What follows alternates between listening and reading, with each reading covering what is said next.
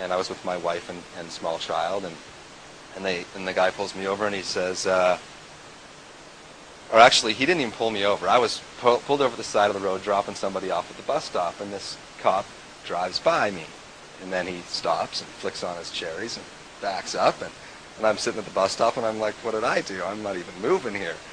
So he comes up to the window and says whatever, and I'm like, what did I do? And he's like, I need to see some ID. Well, what did I do? Then he steps back and he gets all puffy, and he's like this, and he says, I need to see some ID.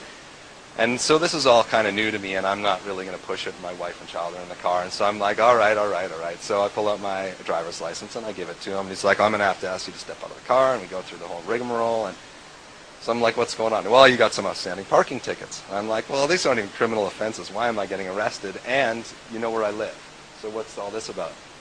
Well, whatever, we got to get you to sign this promise to appear and whatever. And I'm like, well, and if I don't sign it, what happens? And he says, well, then you go to jail. So my wife at the time is from the States, and she hadn't got her driver's license and all that stuff. So I'm like, well, I can't leave my child stranded at the side, and my wife stranded at the side of the road, so I'll sign the paper. So I sign it, and I sign it under duress, and that's fine. They let me go, and I go home. So anyway, that's that, and then so I have to go to court. I've got this court date.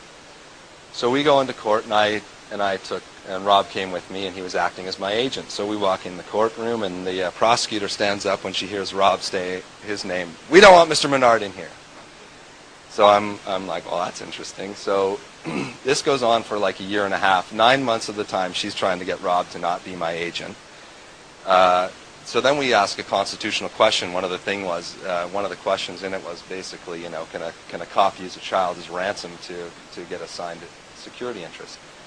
And we thought it was a pretty straightforward question. I mean, what's the answer to that? Obviously, they can't do that.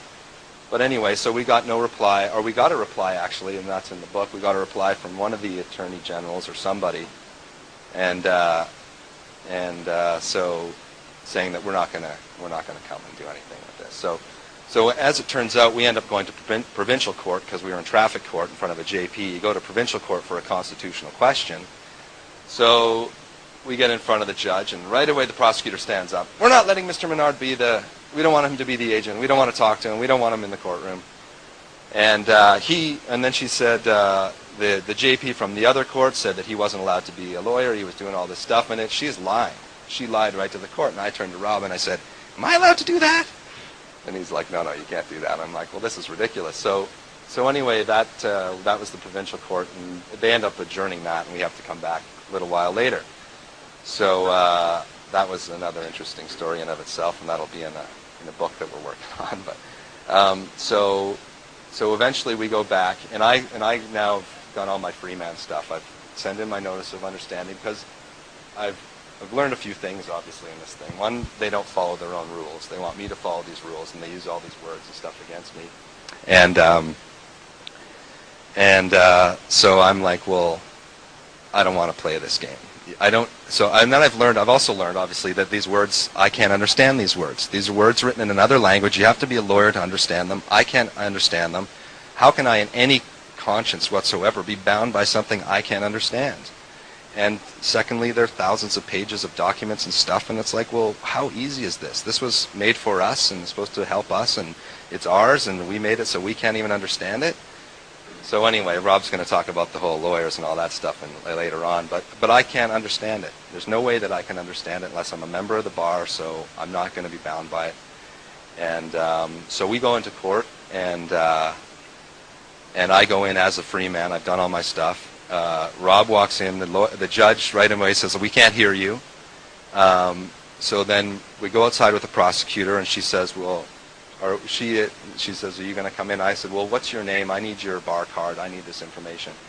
And are you claiming that I'm the accused or the charged party or whatever we said? And she wouldn't say anything. She just laughs, and she walks back into the courtroom. And so we get into the courtroom, and they start their trial, an ex parte trial, while I'm sitting in there.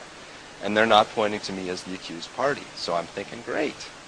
They're not. I'm in the courtroom. They're looking for a guy named Christy Robert Scott, and they're going through the thing, and they're not looking at me, so I'm not the guy they want. So this is part of my This is how I won. They don't want to talk to me. They don't want to talk. When they said they don't want to talk to Rob, I'm like, great, isn't that awesome? They don't want to talk to you.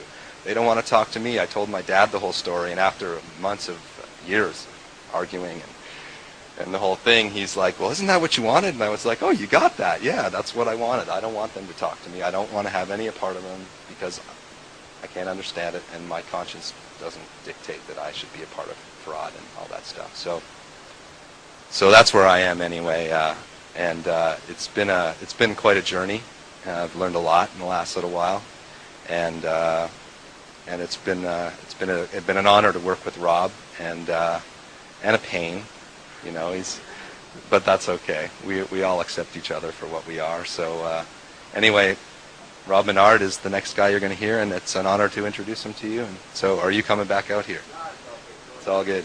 Everybody, if we could have a massive hand for Robert Arthur Menard, Freeman on the land, please. Thank you very much. Thank you, folks. Thanks, Clint. Folks, let's keep it going for Clint and Robert Christie over there. And also, while we're here, we've got a whole lot of giants in the movement here. We've got Mary Elizabeth Croft right here. Let's have a round of applause for her, folks. If you haven't read her book, you can check it out on the internet. I'm not going to tell you the title. Just Google Mary Elizabeth Croft, because I don't remember the title to it. How I clobbered every cash confiscatory. She can't find a publisher because of the title. Folks, we also have some other people here. We've got Reverend Belanger back there. Let's have a round of applause for him. Mr. Gordon Schiller is in the audience. No, he can stay seating. Folks, these people have done a whole lot of work on this movement, and I might, the way I look at it, I'm standing on the shoulders of giants. So if I can see a little bit further than they can, it's only because of the work that they have done. Who here is anyone here from Valley View? Are you? Okay, I'm going to talk about that place then. Oh my God. Little quick story for you before I start on the law. I used to do stand-up comedy. I go into Valley View, Alberta, Bama is how I call it. I go in there at 6 o'clock in the morning. I go in for breakfast. I sit down. I'm the only person in this restaurant. I order bacon and eggs. I'm not even going to talk about the bacon or the eggs. Hash browns. I figure if you're a cook in Canada, you better know how to make hash browns. My hash browns come. They're about 3 chunks of potato the size of softballs. They look like they were boiled for 3 minutes, rolled off, fell onto the grill, rolled onto my plate. I cut them open. They're raw in the center. The waitress comes over. She says, is everything okay? I said, no, these potatoes, they're raw in the center. Look at that. She said, oh, that's how the cook cooks them. I said, darling, when the end product is raw, you have no right using the word cook either as a noun or a verb. They're not cooked. She said, well, that's how the cook cooks them. I said, well, I can't eat them. She said, well, that's how the cook cooks them. I said, okay, watch this. This is how the customer doesn't pay for them. Take them away and take them off my bill.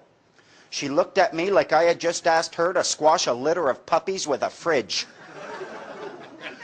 She said, I can't do that. I said, why not? She said, I punch a button, the bill comes up, I have to charge you what's on that bill. I said, okay, I think I can help you out here. How much is a side of potatoes? $1.50. How much is my large milk here? $1.50. I said, fine, take away the potatoes and don't charge me for the milk. She looked at me like I was from another planet. You know what she said?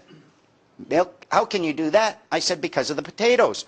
She looked at me and she won the argument. She said, milk ain't potatoes. Right then I realized when she asked me, is everything okay? To her, that was just a rhetorical question. So I asked her, I said, why do you even bother asking me, is everything okay, if there's absolutely nothing you can do about it when it's not? I thought I broke her. She wandered off, talked to the manager, came back, said, would you like a complaint form? I look in the kitchen, there's 2 cooks, 3 wait staff, the manager. I'm the only customer in there. They can't cook potatoes, but they have complaint forms all ready for me. I said, you better bring me 2 of them. She brought me 2. I put my potatoes in it, wrapped it up, said, here, you put that on the manager's desk. So I go upstairs at 6 o'clock in the morning. I go upstairs to try to sleep on what is essentially a pile of springs with a little bit of cloth on top of it. 11